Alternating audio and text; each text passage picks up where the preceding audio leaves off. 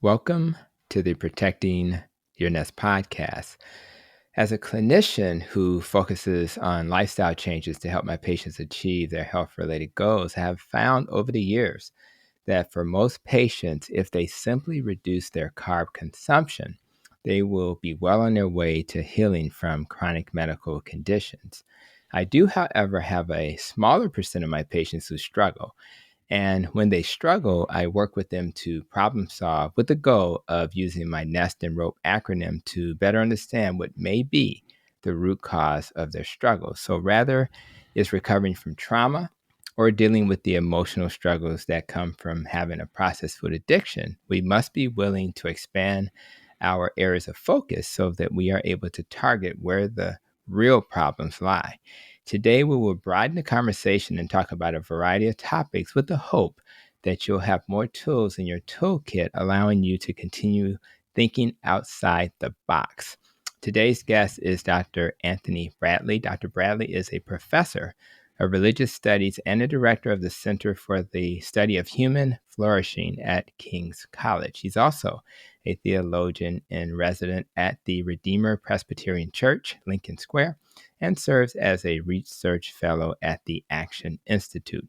Dr. Bradley lectures at colleges, universities, businesses, and conferences, and of course at churches throughout the U.S., and that experience has allowed him to write on religious topics, cultural issues, and others. He's published in many journals, and he has many books. I'll just mention a few. Liberating Black Theology, that was in 2010. Keep Your Head Up in 2012. Aliens in the Promised Land in 2013. And more recently, Why Black Lives Matter in 2020. And I could go on because when I looked at his bio, it was 42 or so pages. So he has a lot of great work he's done over the years. And I'm a little jealous, just so you know, Dr. Bradley. Dr. Bradley also holds a Bachelor of Science in Biological Sciences from Clemson University, a Master of Divinity from the Covenant Theological Seminary, a Master of Arts in Ethics and Society from Fordham University, and his PhD is from Westminster's Theological Seminary. And with that, my friend, and it's been a long time coming, I welcome you to the Protecting Your Nest podcast. Thank you so much for having me, Dr. Hampton. I'm really happy to be here. Absolutely. Definitely have enjoyed following your work on social media, getting to know you, and it's always better to have a face-to-face. So I'm happy to be doing that today. So let's introduce you to my audience, starting with the story of you. So let's go back just a little bit. Tell me where you grew up, and think about, what are one or two ways do you think, based on your growing up, that helped define who you became as a man? That's a fantastic question. So I was born and raised in Atlanta, Georgia, and I often tell people that I sat on the laps of those who were marching with Dr. King. And so I was raised in a community of men and women that graduated from Spelman and Morehouse and Clark, Hampton, Howard University there in Atlanta. And I was part of that first wave, that kind of first Gen X group that had opportunities to move to the suburbs and experience a brand new reality after the civil rights movement. In the 70s, we got to do things that my parents and grandparents never got to do. And so I was in this space, really privileged space. I was sort of in this highly educated Black middle class community. Everybody knew each other, loved each other, cared about each other. You had multiple sets of parents in the neighborhood. You had to be home by the time the street lights came on. And it was really, really extraordinary. I often tell people that imagine the show Leave It to Beaver or something like that, but it was all Black people for the most part. And so I really had a privileged background that really exposed me to things that I never, that I would say for a fact that my grandparents never would have imagined. And so I was sort of raised in that community and actually had aspirations to be a physician. I've got some medical professionals in my family. My cousin's a dentist. My brother's a clinical pharmacist. My cousin's husband was an anesthesiologist. And so I grew up thinking, I think I want to be an anesthesiologist like my cousin's husband. And so I was pretty committed to being a physician. So when I went to Clemson, I majored in biological sciences. And back then, in the 80s and early 90s, that's what you did. It was sort of like, if you want to be a doctor, you got to major in the sciences. Now it's more broad, but back then that was a thing to do. So I was sort of technically kind of pre-med, but I was committed to that. And by the time I got to the end of my college career, I realized, and this was due primarily to the fact that my grades were not fantastic, that I was not going to get a medical school. That was not going to happen. And so I was sort of trying to figure out exactly what I should do.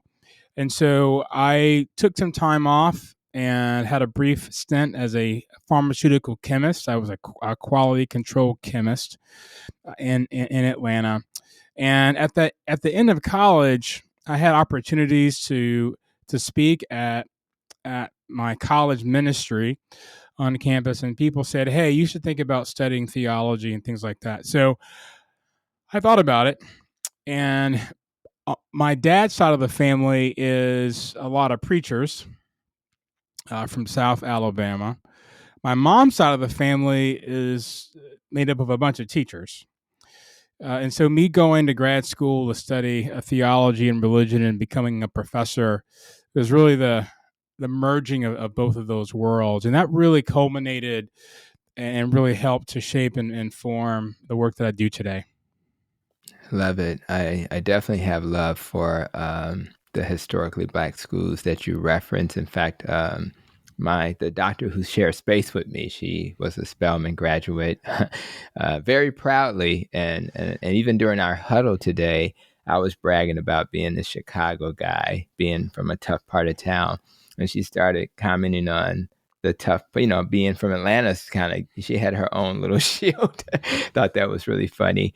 So I really think that's intriguing, and to imagine your life experiences. I've had several guests, and we've been doing this life experiences theme. In fact, when I write my next article for the Diet Doctor, I'll be referencing life experiences, and I'll be referencing a book. I think it's called The 5 Regrets of the Dying, and talking about what things do people think about before they die? What regrets do they have?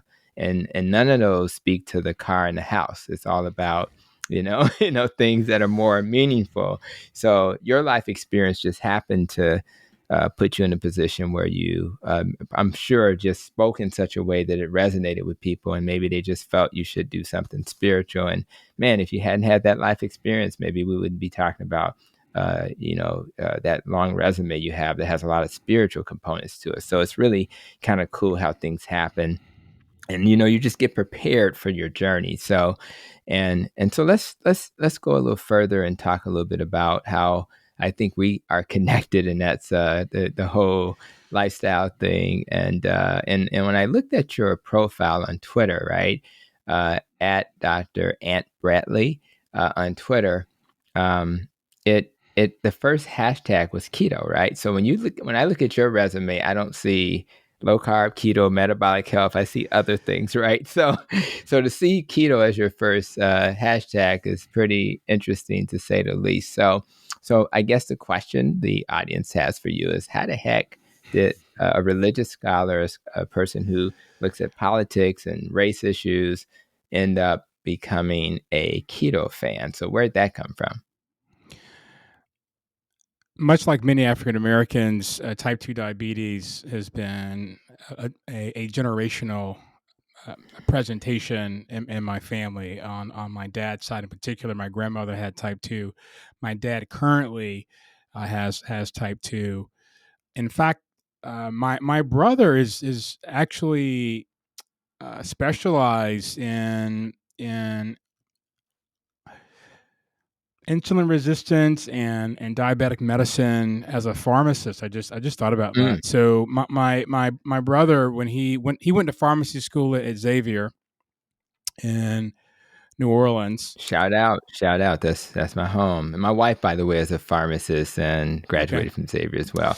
And just for everybody listening, Xavier is a factory for African American pharmacists and for those who are in medicine, just so you know. So it doesn't surprise me at all to hear that, but go ahead.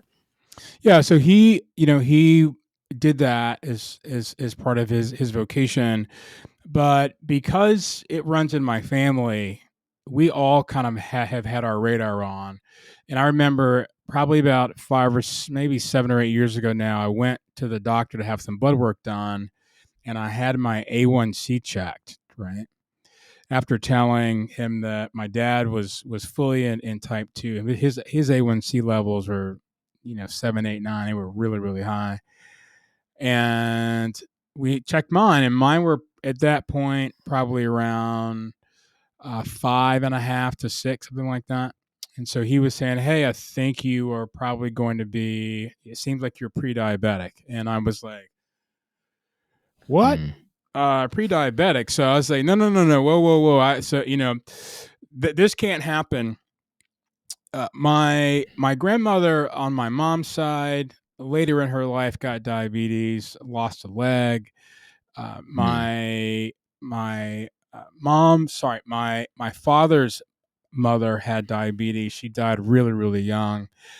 And when you look back in the Black community, particularly in those days in the 70s and 80s, I mean, everybody had pound cake all the time, right? We had tea All and Kool-Aid and just all this sugar in the that's house right. all the time. We're All the drinking orange juice and apple juice all the time.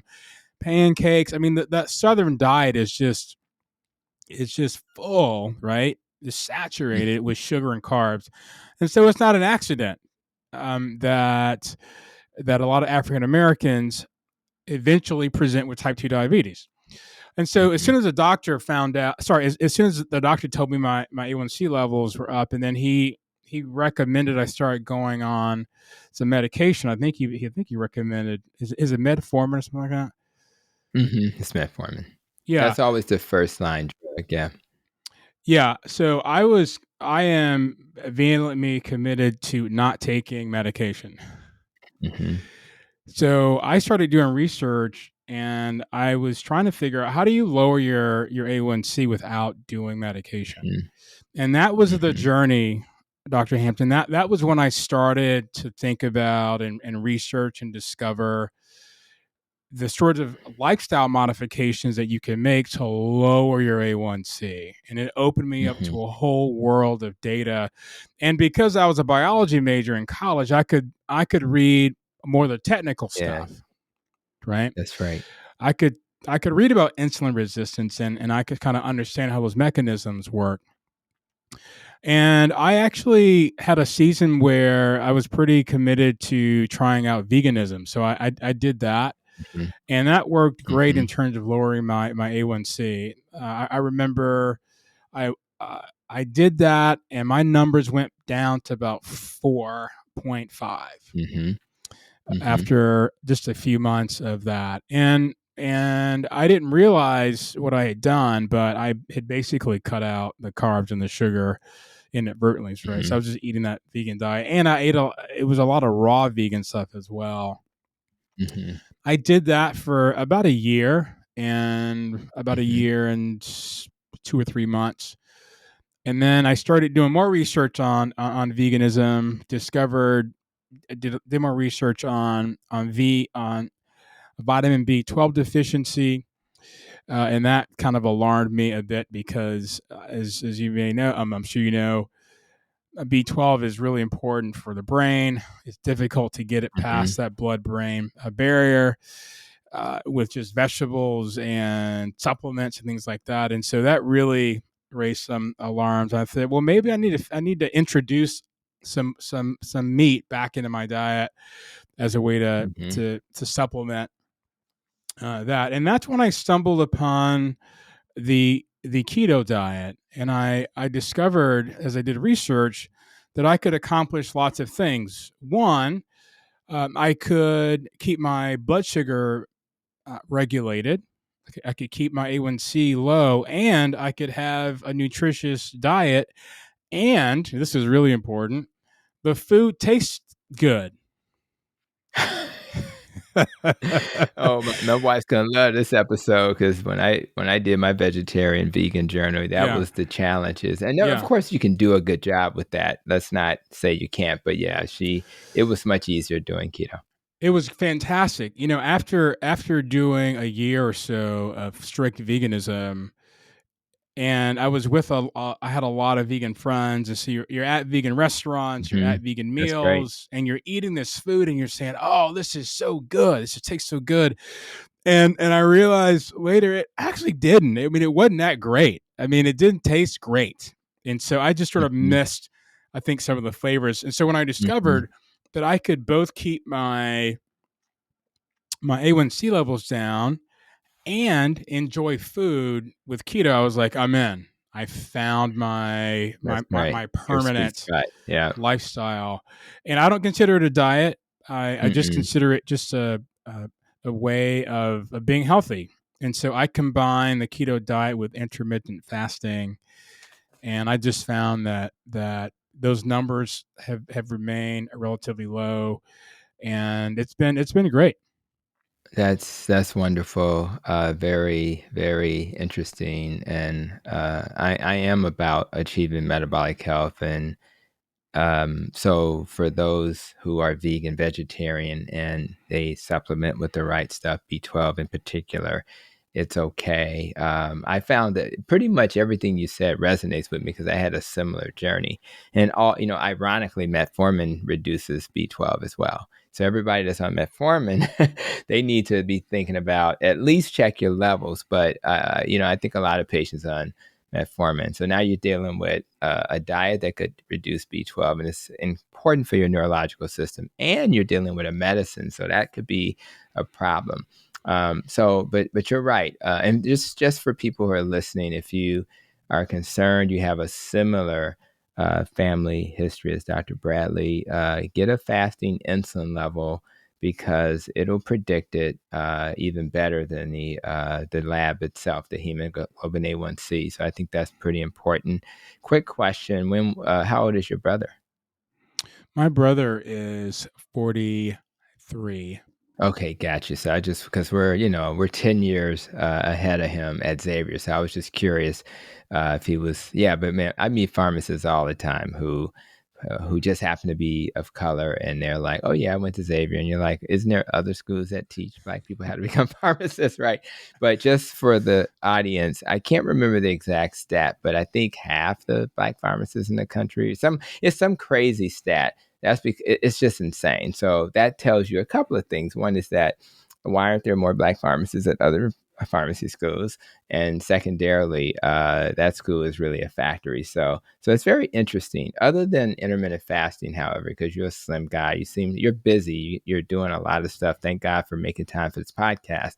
And you mentioned you have a podcast, right? So it's like, oh my God. So other than intermittent fasting, and I tell my patients that it'll just happen naturally because you won't be hungry, so you don't have to necessarily start with that. What other lifestyle things are you doing to kind of maintain yourself with your busy life? That's a great question. I have over the last few years, and a lot of this has just happened accidentally. So I noticed, for example, that my hips were getting tight. Like I couldn't touch Mm-hmm. my toes, and so Mm-hmm. I found this guy on YouTube, the body weight warrior. It's this lad in the UK who does all these body weight exercises, and I thought I'm gonna do these stretches, Mm-hmm. and and I'm watching one of these videos, and he Mm-hmm. he said, okay, now we're gonna get into a pigeon pose. And I was Mm. like, what's a pigeon pose? And so I Googled pigeon pose, and I realized we weren't just doing stretches, we were basically doing yoga. Mm. And so Mm. then I thought, well, let me give this a try. Mm-hmm.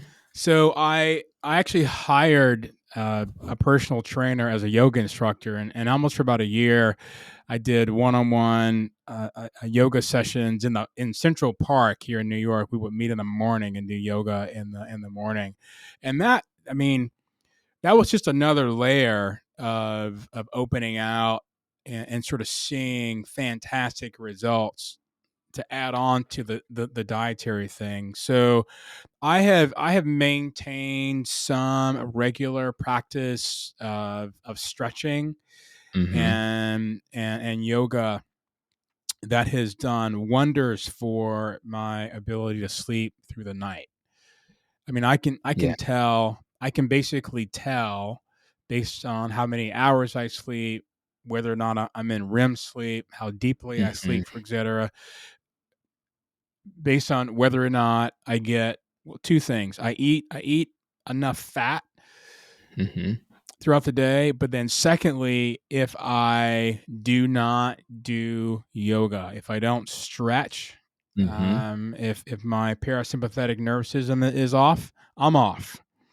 And so I have found just a lot of really good positive outcomes just from doing yoga plus cardio Mm-hmm. and body weight exercise. I used to do a lot of weightlifting, just heavy weights, and Mm-hmm. I used to be a lot bigger than I am. But at this age, I'm not trying to get swole.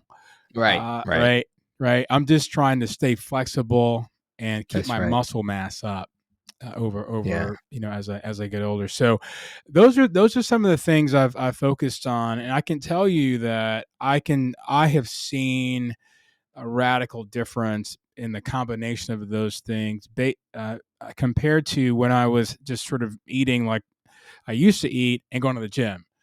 Mm-hmm. The sort of results that you get when you combine all these things has been really great. And sleep is really important. I used to take it for Mm. granted, but I what I've seen is that when I sleep well, I eat better.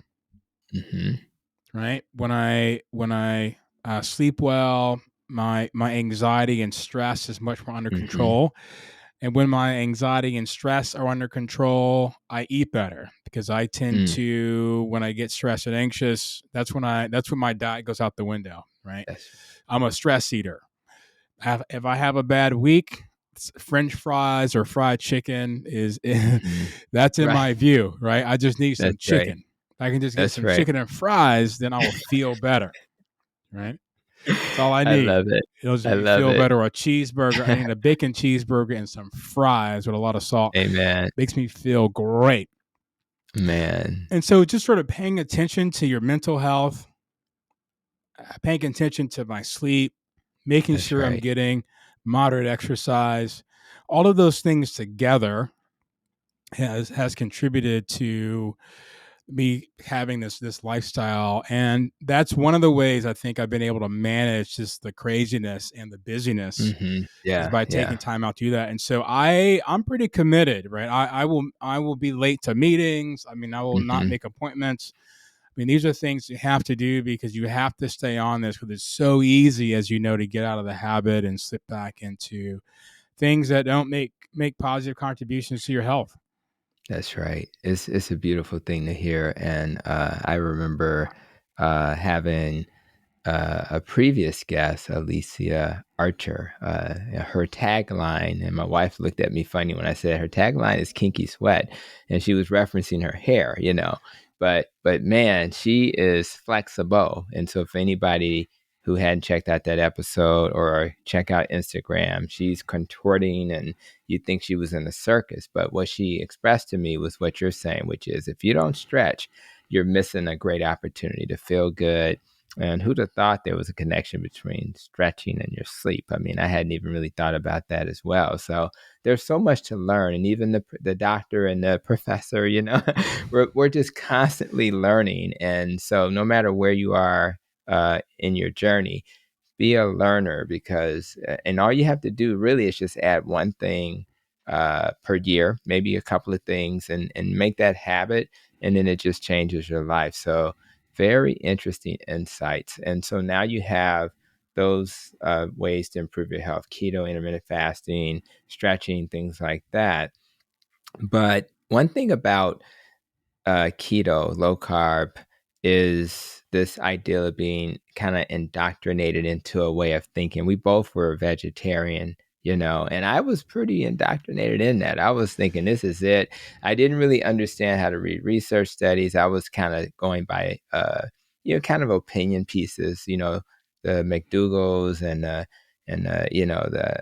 Ornishes and Esselsteins. I just followed their work, but I didn't look at the studies. I was too busy to do that. When I started to look at the studies, I was like, oh my God, I can actually do this other thing. What they're doing works for a group of people, but man, this other thing works too. And it gave me permission, just like it sounds like you did. So I guess my question is like, with us living in this low carb keto bubble, right? The people who follow us, the people we follow, are in that bubble. So, and I know yours is broader than that, but from that perspective, how do you not get indoctrinated? How do you stay? I know you're comfortable with the lifestyle, but are there things that do you say something to yourself? Because you may see something that, for newsflash, this diet is a little bit better. You need to check it out, Is there something that you do to keep your brain open to that? Don't panic.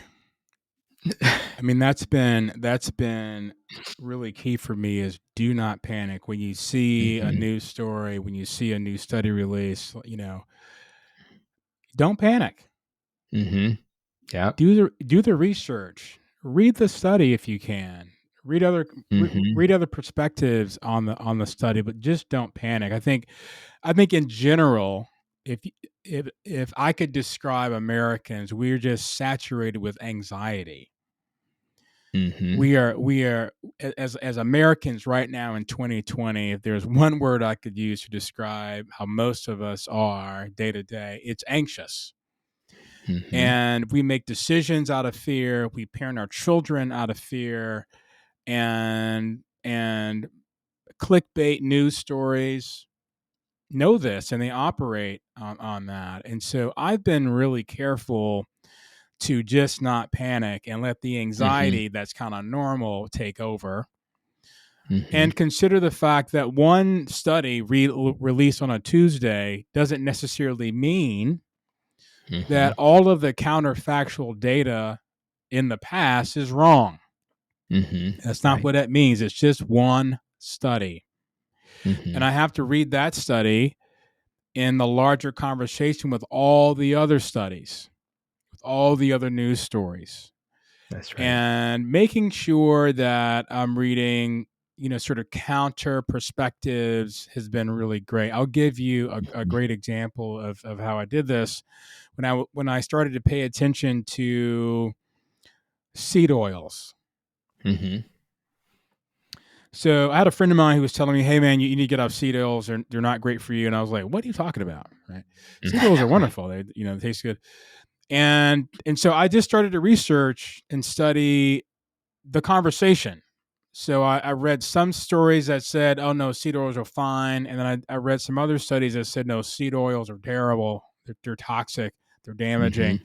And I just read about it. And as I read over time, I noticed that the balance of the data demonstrated that seed oils are extremely damaging to your metabolic system.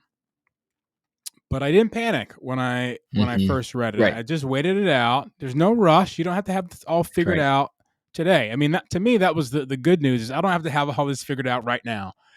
And so taking the time to do the research has been really helpful. And I'd say the other thing that's been really key is doing this in community. So having other people in the same keto space, in the same carnivore diet space, in the same low carb space has been really, really helpful. I think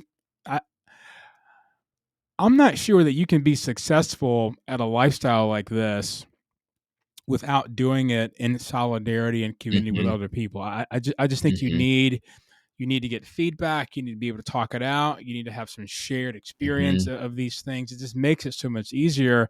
When I was in the vegan world, I think that's why it made it easy, because I was for the most part, spending a lot of my social life with vegans. I mean, That's right. veganism is a subculture, great That's right. friendships, great relationships. We would go out together, we have dinner together, we make food together. It was a social life. It wasn't It's really a all like diet. it's all like a religion. I mean, you could argue both in some ways. It feels like a religion, seriously. No, veganism definitely has religious Yeah. components to it because Yeah. Right. you can definitely sin and you will be rebuked and you have to Right. repent or Right. they will kick you out of That's the right. community, right? I Yeah, I mean, think that's true. it is strict Yeah, it's there, serious. but Yeah. I've really tried to do my best to not worry about the day to day information that's coming, to take it all in the aggregate over time, and that's really helped me kind of keep my head straight. But also, I have several of my closest friends are doing this as well, Good. and having your close friends, I think, be able to share the journey with you just makes it really really easy. Yeah, that all makes sense, and I do agree. Going back to the oils, it's very controversial. I have and let me say this first. I think the great advice you're giving is to also listen to the opinions. I earlier referenced that you don't want to just rely on opinions and thought leaders, but if you have reliable resources, for example, I think the diet doctor had a conversation about this, fairly recently, right? And they gave a pretty compelling argument for maybe it's a little overstated, but I will say this. I'm very simple. I try to eat as natural as possible. So if I'm going to make a decision about seed oils, I would prefer, no matter what the data shows, to eat a avocado that was, cold pressed versus a seed that had to be processed. Like logically, no matter what the data shows, that just makes more sense. So, and I think you have to, but at the end of the day, I think there's things that are likely more problematic: processed food, sugar, blah, blah, blah, refined grains. But at the end of the day, why add something like that when it's not necessary? And then when you're doing a low carb diet, it's really about carb reduction more than it is about the fat. I have a handout that says low carb, high fat, and I'm literally thinking about changing it to just say low carb, because the high fat it's acceptable to have the fat and you want to do the best oils that you think are the healthiest. But it's the low carb that's the magic for most people. And then, high fat for those who are, neurological disorders, maybe they have epilepsy, whatever. There are people who need to be in ketosis. That's very interesting insight. Any additional thoughts about, I think about, Seventh-day Adventists, I think about Buddhists, Hindus, Mhm. vegan, I think about just religion as a general theme.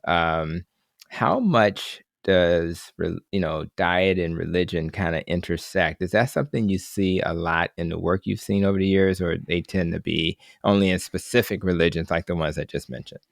That's a great question. It really has a lot more to do with how your specific religious community practices its own traditions. Mm, mm, So you can be in the Jewish community and practice the dietary laws, or you could be in a Jewish community that doesn't. I got You you. can be in a Greek Orthodox tradition that does it, that practices those, and one that does it. In the Greek Orthodox Church, I think they have some form of fasting from meat, from seed oils, things from dairy, like 210 days out of the year. They are always fasting on something, but Mhm. you could be a more religious adherent to those things or not. So much of it depends on the practices of your religious community. And I can tell you, as someone who grew up in the Black church, that that particular space, I think, is a mission field, Mhm. because so many of the norms in that community, in those churches, are highly processed foods. That's right.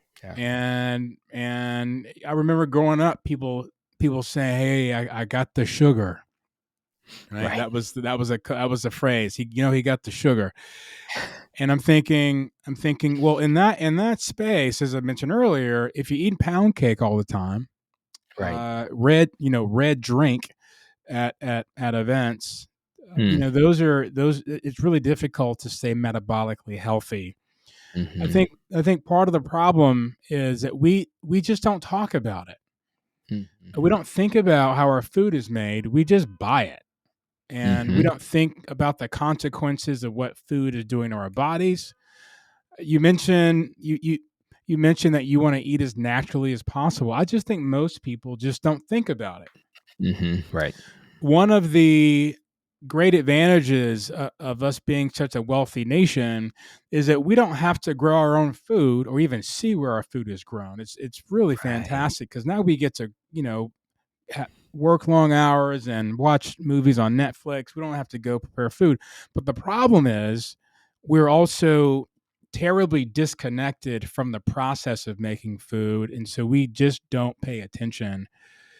And that's, to me, so much of the challenge with being consistent. And I think also the challenge with a lot of people in terms of their religious traditions informing how they eat. Because you know this, your listeners know this.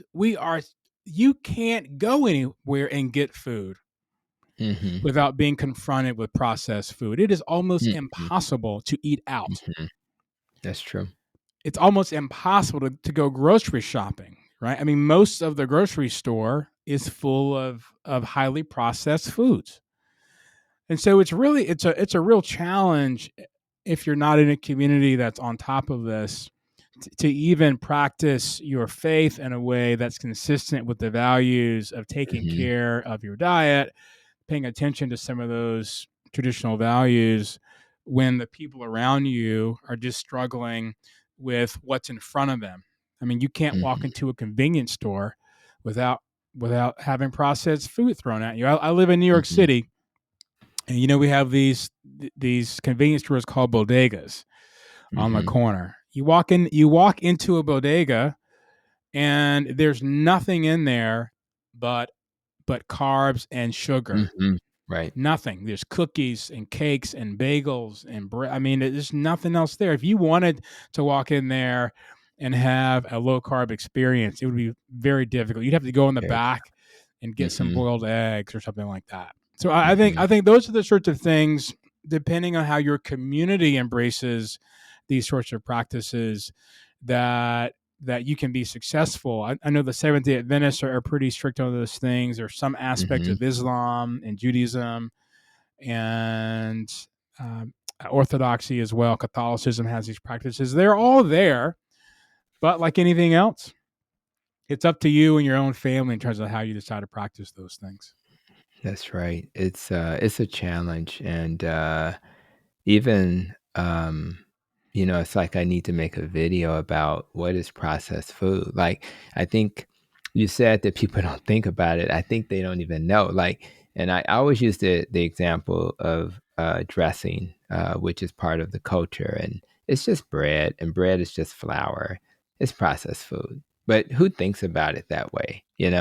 So I just think that there's some education that needs to occur, and then I really I'm thinking about. It seems like it would just be a challenge. It seems like you're probably not struggling with how people perceive you. Do you still have issues with how your family perceives you now that you're doing this whole low carb keto thing, or do you have other family members? Are they still looking at you funny?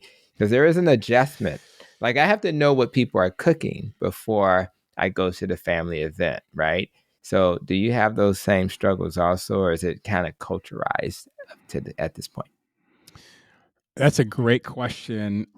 My mother grew up in the 40s and 50s in a small town in North Carolina, and in her Hmm. culture, every meal was a meat, a vegetable, and a starch. And you had to have that. I mean, you absolutely had to have that. And my mom, to this day, she's in her early 80s. She's like, I can't have a meal without bread. She Right. cannot do it. I'm like, Ma, what are you doing? You don't need this. My dad, I'm like, what are you doing? You don't need this bread. Right. Dad, you have to, right? Like, you actually are taking blood samples sitting at the kitchen table, and then you're eating bread. I'm like, what are you doing? They can't do it. They can't Yeah. do it. They were just in a Mm. generation, and bless their hearts, they were habituated, right? They have like Yeah. muscle memory that can't separate starch from a meal. That's right. That's And right. so for the last few years, I'm sitting down with dinner with my parents, and my mom's like, "Do you want any bread?" I'm like, "Ma, I told you I don't eat bread, but you need a starch." I'm like, "Ma, I don't eat a starch." I know, but Mhm. it's not a balanced meal without a starch. Mom, okay. I don't want any bread. Thank you very much. And so I've had to really sort of silently just not eat certain things. Mhm. So for Thanksgiving, for example, my plate's mostly meat and some veggies, something like that. I've also tried to be fairly deliberate about not being overly legalistic about it Mhm. in terms of offending people. Mhm. So the one thing I've said is in terms of my own practice is if I'm invited to dinner at someone's house, I'm not going to make a fuss that one meal if they serve me macaroni and cheese. I'm not gonna freak out. I That's might right. not have a lot of it, but I'm not going to say, "Hey, no, I'm keto. Right, right, right, Don't right, give right, me right, that. How'd you cook right. that?" I'm not going to do that because it's just one meal, It's right. It's not that big of a right? deal. Right. So I think just sort of being kind and hospitable is really important. And because some people walk in a room and this is like a badge of honor, and they're like a bull in a china shop, and they're saying, "Hey, I need everybody to accommodate me because I'm on this journey." And I'm like, no. I will selectively choose things to put on my plate, and there's some things will be missing. And if I get asked, "Hey, are you going to have any of that?" I'm like, no, thanks. I'm good. So they don't look at me funny. You know, they've watched me over the last couple of years have these different trials of different Mhm. Right, diets. They're right, like, okay, right. so now he's just in his keto thing, right? Because he did a vegan thing a few years ago. And so now That's he's right. just in the keto thing. So whatever. This is kind of what he does every few months. He's in something new. But that really hasn't been so much of a problem. And I think because diabetes runs in the family. And so we have conversations, and I explain, "Hey, this isn't this. I don't really need to be eating this, and you don't either. We can actually talk about it." Mhm. And that's Mhm. been really, really helpful to be able to have those conversations. Yeah, definitely. Again, we have a lot in common, and I don't, introduce the conversation that much. Everybody kind of knows my thing now, and I agree with you. I think my family, probably more the family, were saying the same thing. Okay, he's gonna do this keto thing now, So I do believe having vetted this thoroughly and getting a master's in nutrition and all the things, it's going to be hard to imagine now move in a different direction anytime soon, but absolutely open to evolving. And I think anybody listening to this should be open to evolving. You really don't want to be the same person you are 5 years later that you are today. You should have evolved and seen the world through a different lens. And some of that will move you in one direction versus the other. Maybe you'll get a little bit, more, involved in what you're currently doing, but you should evolve and we should be comfortable with that. So, I'm thinking about healthcare right now. I think about your background. I know you have a lot of thoughts around diversity and things like that. I'm so proud of. I'm with Advocate Aurora, which is in Illinois and Wisconsin. It's a population health organization, and we're starting to do a lot of work around diversity. And one of the things we recently learned with our patient experience, which is like the patient satisfaction surveys, is that men that look like me and you, rather we're living in a high rise downtown or in the inner city, we answer our patient surveys similarly, which is really striking. Isn't that crazy? So we're starting to learn some things about different cultures, races, and use that information hopefully to help service our patients' needs. But another part of this diversity is the importance of having some knowledge about religious diversity.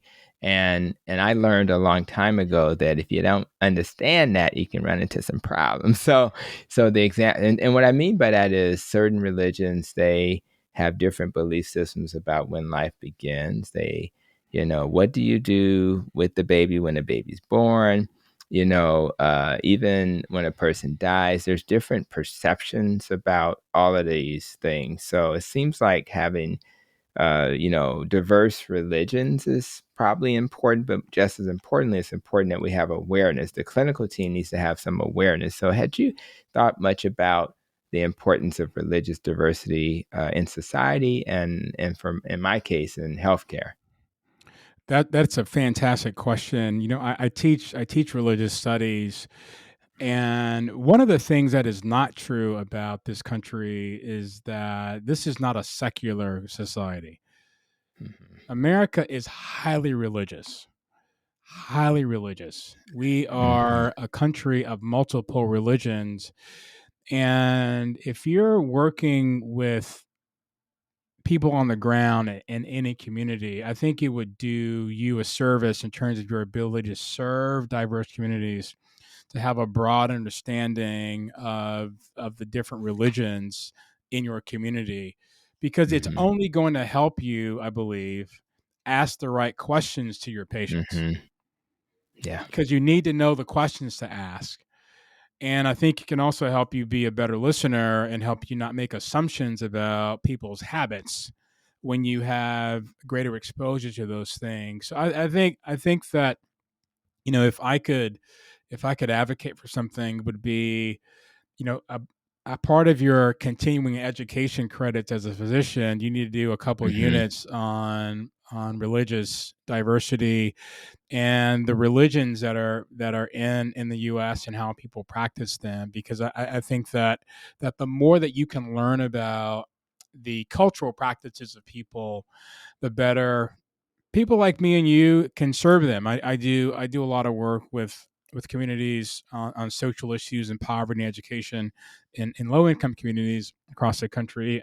Right now, I'm doing some work I'm kind of situated mostly in Harlem, and just sort of knowing the sorts of beliefs and practices, say, of Christians, or in that community like the Nation of Islam, right? You sort of Mm-hmm. need to be aware of some of those things. They're in New York, right? There's sort of Jamaican cultural issues and things like that, and all of these religions have dietary associations, and so I think it would Mm-hmm. only be to one's advantage, if you're in community health, to have a broad understanding of that, because in this country, I don't care whether you are in some rural podunk town in Montana, you're in Chicago, you could be way out, you could be in Mesa, Arizona. The Mm-hmm. likelihood that someone's practicing some form of religion, even if it's new age spirituality, right? It's like an That's 80 to right. 90 percentile chance. And so I just think it would really, really be advantageous to explore that. Yeah, I think you're right. I don't remember the details. I've delivered a lot of babies over the years. I'm more of an internist now, but it trained as a family doctor, a lot of peds and OB. And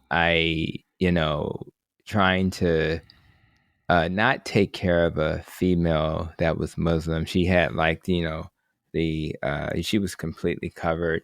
Yeah. And trying to figure out, how do I serve this patient and I didn't at the time have a clue, right? And it created and I had to learn in the moment. We had to pull the husband to the side, and he had to explain the traditions and what was expected. And I was a young doctor at the time. I think I was a resident, but I would have felt better about that moment if I knew in advance, what to expect, or if we knew, okay, we got this family coming in, this is their religion, here's the playbook for that, and I think that would have been a better approach, as opposed to relying on the husband. Or just imagine if he wasn't there. Imagine if it was her and her sister, and then I was doing something offensive to him, and then I wouldn't realize until it's too late. So I think everything you're saying resonates with me. I do want to touch on your other expertise. Well, you're African American, that's you're Black, and you wrote a book called "Why Black Lives Matter." And at a high level, 30,000 feet, I'm curious, what were you saying in that book? Why did you write the book, so that our audience will know, if they purchase it, what they're looking at, what they'll get?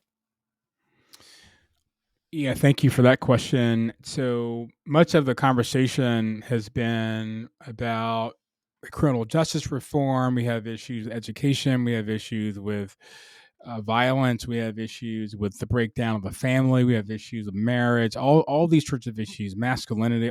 Tons of issues. And the one thing that I want to keep central to those discussions, which I hope people are hearing today, is that people matter. Mm-hmm. And that what we have to do is keep the human person at the center. We have to make this about whatever is best for people, and not think about it in terms of whatever is best for my particular view, winning the conversation. But what's best for people, real people that have real lives, people that are struggling, people that have experienced tragedy and trauma and pain and suffering. That's often so much of the human condition. So, how do we help people who are in the struggle to thrive? Mm-hmm. And so the book is really designed as a way to address the sorts of variables that make contributions to people thriving, regular people thriving. So there's a chapter in there on the importance of religious practice. Mm-hmm. There's chapters in there on education. We have 2 mental health chapters, one about men, one about women. There's a Mm-hmm. chapter in the book on marriage. There's a chapter in the book on visions of what it means to be a man. There's a chapter in the Mm-hmm. book about what does it mean to be a woman. We covering all these sorts of variables because when you add up these things together, they make contributions to human thriving, to Black Mm-hmm. thriving in particular. And it's not any one thing. So we cover criminal justice reform. We cover all these sorts of issues because we add all of these things together. One of the things that I learned that I really appreciated from some of my graduate studies is doing multivariate analysis. Mm-hmm. Multivariate analysis, which means that you look at multiple variables, multiple issues, and the contribution that they make in the aggregate to Mm-hmm. offering and bringing solutions. That there's not a silver bullet to any particular problem. We need to have multiple points we need to have multiple inputs that really make small contributions to resolving issues, right? Just as you mentioned, when you open, you look at the whole person, right? You don't look at the Mm-hmm. simply one symptom. You ask a bunch of questions because their lifestyle might be making contributions to some of the things that are presenting when they come in your office. And I think we need to think about Black lives, the people in our communities, along the lines of all of the variables that the entire human person engages as they live. And so we are people who are in families, we're in schools, we're in churches, we're in grocery stores, right? We laugh, we love, we cry. I mean, those are all the sorts of things that we need to think about in terms of in terms of putting people in positions where they live well. And so the book is really Mm-hmm. trying to address all of the sorts of things, a range of things that contribute to people, particularly in Black communities, living well because their lives matter, and their lives Mm-hmm. matter not just because of one thing, but because of all of those things. And we want to talk about all of those together. Yeah, even when we had our conversation, we were in Gurnee, Illinois, having a leadership development conference, and they shared some profound information I hadn't known. For example, even some of the stuff in terms of diversity and words that are okay. Going back to that patient I had, what's okay to say, what's not okay to say, and I had learned for the first time why my colleagues didn't like. The term, like we use clinician in our health system. versus a practitioner. I think that was the comparison, and I didn't know that the words mattered, right? So and they do matter. So you have to understand some history, and I think knowing that the P word was more connected to Jewish, how the Jewish doctors were being talked about. They didn't want to call them doctors, so they had to come up with a different term. And I think that it's just stuff you need to know. And then once you know these things, then you can make better decisions about what words um, to use in the right setting. And you can't like learn these things and not change what you do. In other words, if you learn that a certain term is offensive, it would seem logical for a logical person to say, okay, that's offensive. I didn't see it. So maybe I'll then say something. Let's come up with a term that we can all live with, as opposed to saying, I don't understand why that offends you. I just think that we want to live in a world where we're empathetic and we understand that certain people's life experiences are going to be different for reasons that you may not know. And I am curious about your journey. You are highly educated. Again, you have a long resume. Has that provided any cover? And you know what I'm saying. So in other words, have you seen an evolution in how the world perceives you in a positive way, being a Black man in America? Has that education helped? Has the experiences you've had helped? Or do you find like you're kind of back where you started sometimes? I mean, how often are you reminded that there are people in the world who may not look at you and respect all that you've achieved? Wow, that's a separate podcast question right there. I could talk about that for like a really really long time.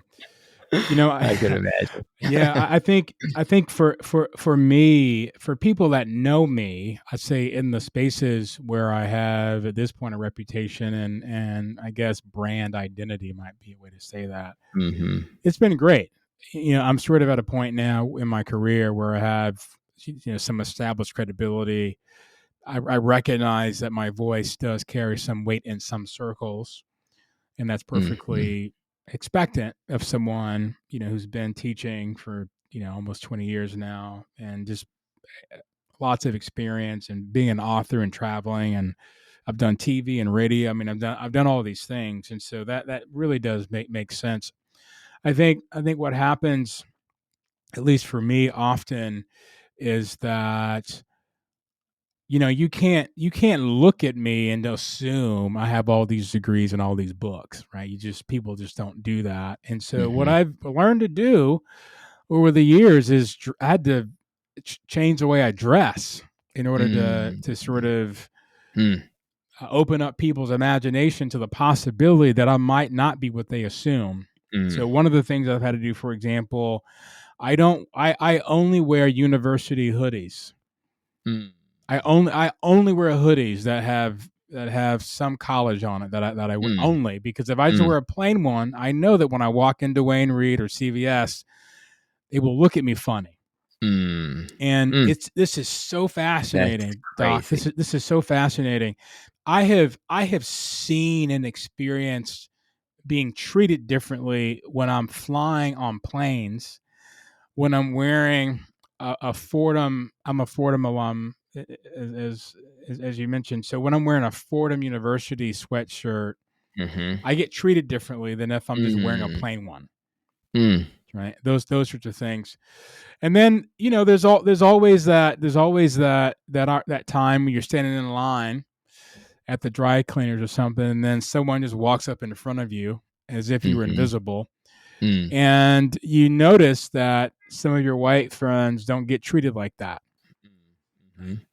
Or you meet someone, and you'll tell them you're a professor, and they'll ask you, well, have you been to graduate school? Or they might ask you, hey, do you have a PhD? stuff like that. When Mm-hmm.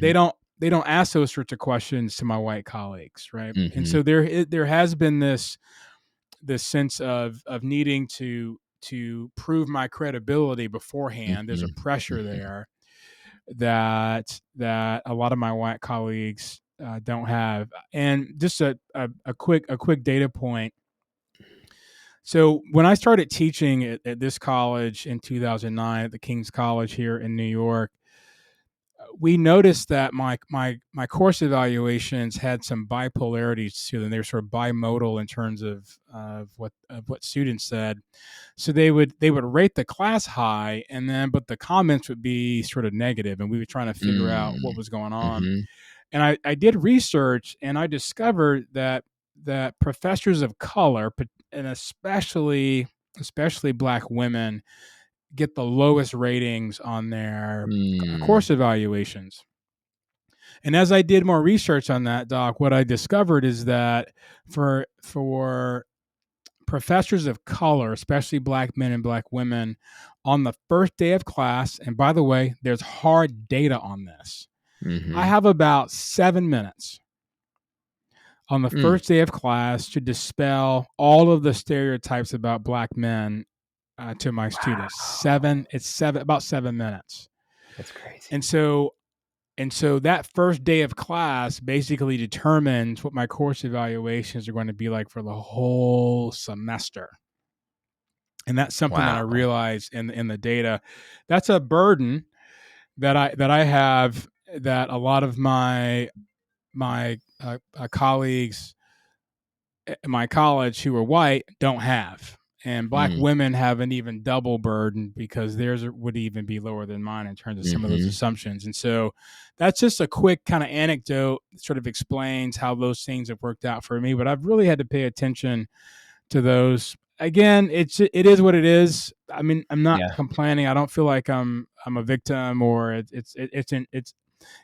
I'm experiencing some injustice. It just is what it is.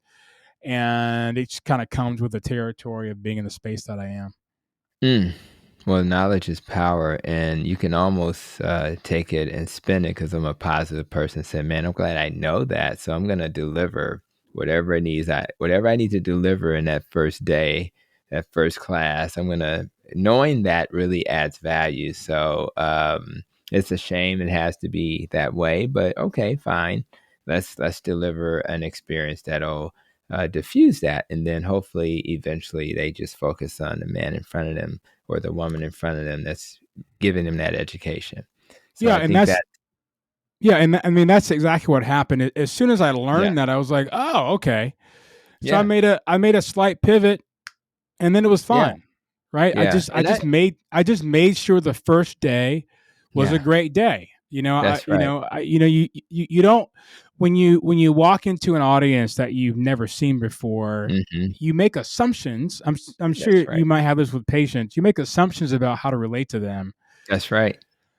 And sometimes you're right, sometimes you're wrong. But I think what the data did for me was just help me manage my public engagement. And as soon as I got the data and the information, I made a small pivot. And then what's interesting is that the next year, the evaluations went up on both axes because I made that slight little pivot. Not a big deal. I just had to make a small adjustment on my approach. So, but everybody has to do this. I mean, this is not. It's not just unique. Right. It's all of us. Right. Like if you're an obese person walking on the stage, they don't know that, oh, I just lost 200 pounds, even though I'm still obese. Right. So people don't have context. So I think that's a powerful way to kind of wrap up, because it just reminds us that you got to take the cards you've been dealt, and you need to know how to hold them and know how to fold them. I listen to a lot of country music. Shout out to Kenny.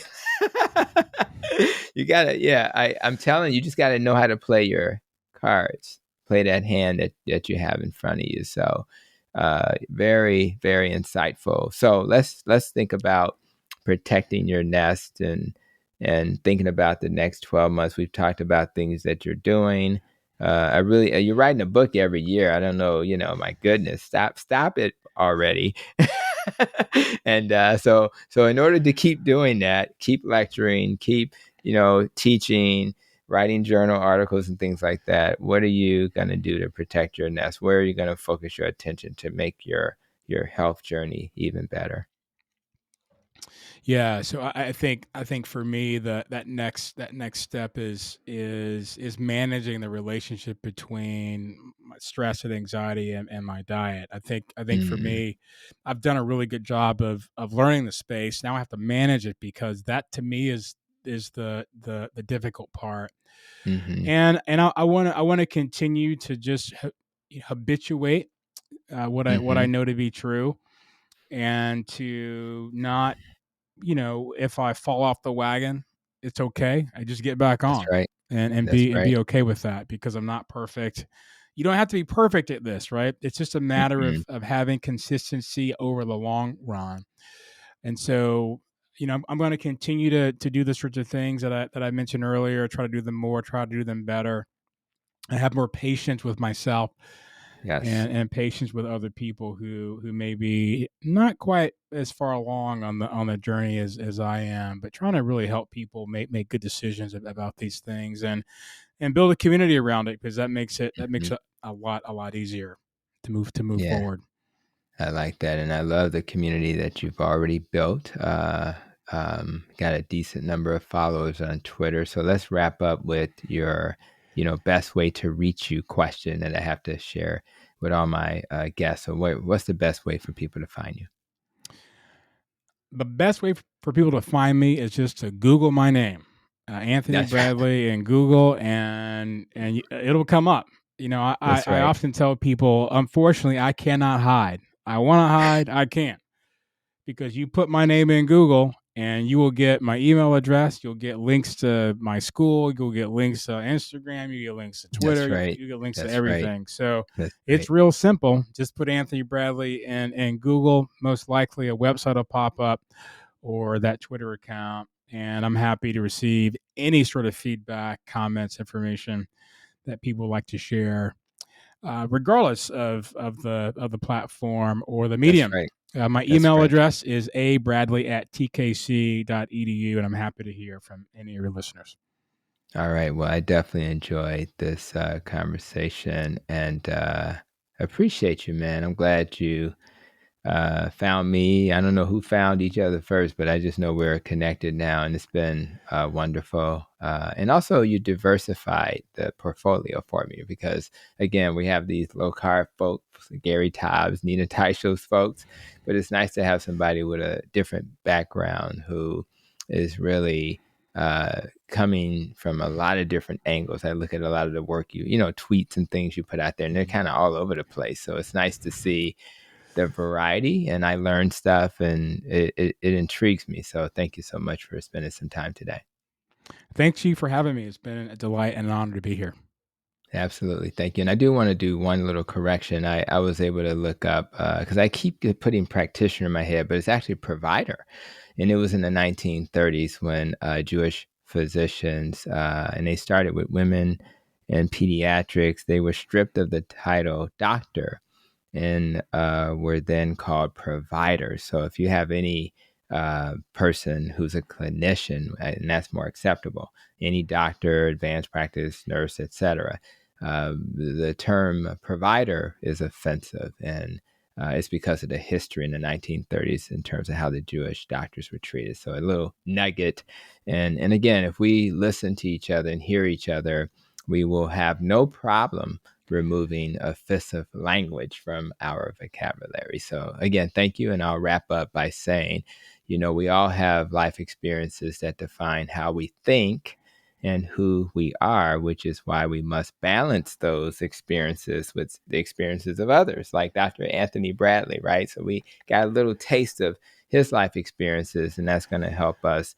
to shape who we are. So, imagine just going through life never questioning your current belief systems, and then later realizing you would have done things slightly differently if only you had been exposed to other ways of thinking. So, my hope is that today's conversation challenged some of your current beliefs, not to change them, but at the minimum to at least question them.